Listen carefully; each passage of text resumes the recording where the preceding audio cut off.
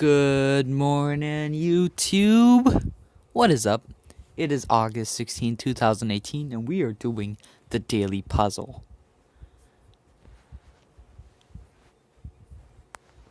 Alright, so here it is white to move, and we are trying to maybe... Ooh, this is tricky. What's our objective here? I guess we could try...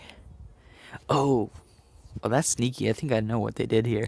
So, usually in a variety of common studies, you'll see that you kind of can't make assumptions. You have to always, say that you have to always think in such a way that anything is possible, any move is possible. And notice this king and this rook, they're both positioned in such a way that white can simply castle, right?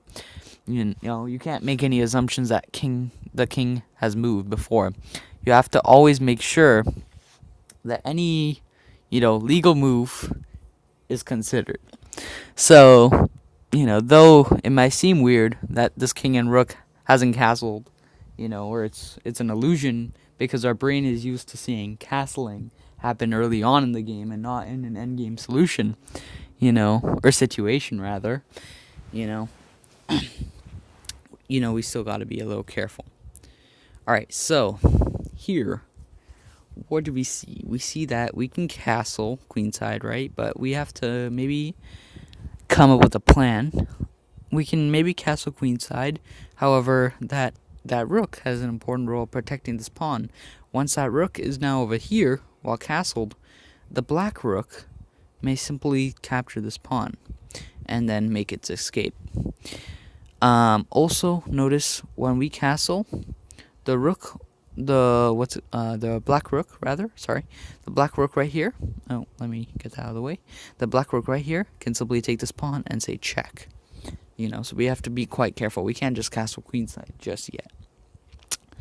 Alright, so here, also notice we have these pawns. And I guess without this tactic, wouldn't really be a tactic. It wouldn't be a study. But this is a really nice study, and I think I see the solution. So what we have to do is we have to distract that king, and we can push this pawn to distract it. And now, once the king is shifted back to the king side, we can focus on pushing this pawn on the queen side, and then eventually pull this nice castle trigger to back up the rook, and then protect the pawn maybe for a promotion. Alright, so I think the move is pawn push. Nice. Alright, so here, notice the black king can just make it in time, so that pawn cannot just promote to a queen that easily. However, once that king captures that promoted pawn, we can castle, checking the king and also attacking that rook. So we can push this pawn right here, and then push it again. Awesome. And notice now, the king and the rook, they're both so far. However, one simple move attacks both pieces. And now, we can simply capture this rook. Awesome. Now notice, that king didn't have to walk across that whole board. There could have been some other pieces to block. For instance, let's go to analysis. There could have been some pieces to block. For instance, this bishop could have simply moved to f5 or even c6.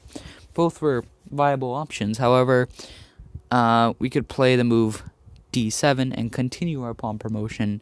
And still, if that bishop took, we would attack both pieces with that move castle queenside.